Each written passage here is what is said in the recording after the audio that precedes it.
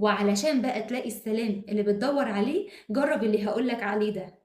اكتب 3 أفعال بتعملهم وأنت خايف، خلّيك صادق فيهم أوي، أوي، حتى لو كانت أفعالك دي إنك بتأذي مخلوق ضعيف، لإن أول طريق تعرف بيه حل المشكلة هو إنك تكون صادق في عرضك لتفاصيل المشكلة. بعدها اكتب أكتر مرات حسيت فيها بالصراع والخوف وأنت صغير، اكتب المواقف اللي خلت إحساسك بالسلام يروح وإحساس الخوف هو اللي بقى يجي مكانه، لأنك لما بتختار تعيش التجارب اللي وجعتك بس بوعي فأنت بتقلل من حجم قوتها وأثرها جواك وعليك. وبعدين اكتب ايه اللي انت كنت محتاجه بالظبط وانت صغير علشان تحس اكتر بالامان. اكتب من قلبك قوي كل احتياج كان نفسك فيه وما قلتوش. لما بنكتب احتياجاتنا بوضوح ده بيساعد عقلنا انه يلاقي وسيلة مناسبة لاشباعها. في النهاية فاكر اول 3 حاجات طلبت منك انك تكتبهم لما بتكون خايف؟